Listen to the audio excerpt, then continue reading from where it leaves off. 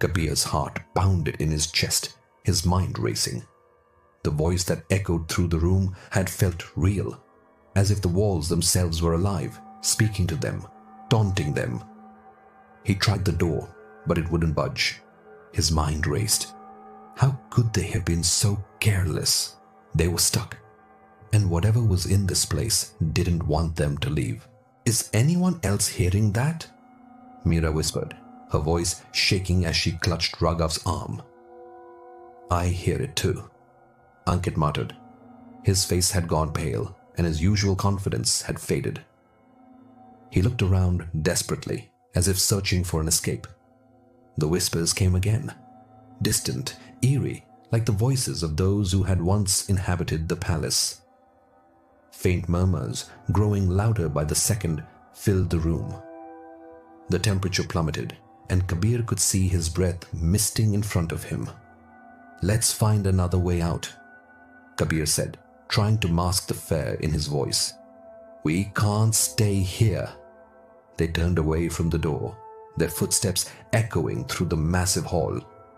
The palace seemed to stretch on forever, its corridors winding like a labyrinth.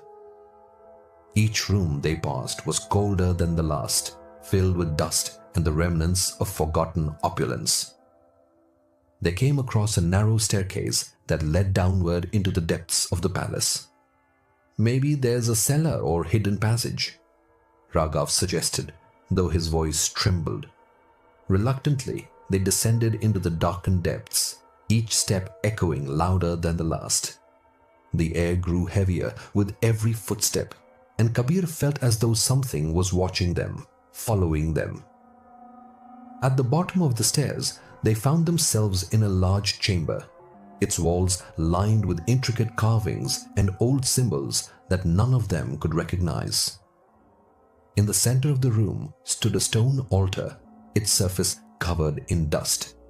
Strange marks were etched into the stone, as if someone or something had been here recently. Do you think this is where the curse started? Meera asked, her voice barely a whisper. Her eyes darted around as if she expected the room to come alive at any moment. Kabir didn't know what to believe anymore. Was this place cursed? Or was it all just an elaborate hoax designed to scare off anyone who dared enter? Before he could answer, a loud bang echoed through the chamber.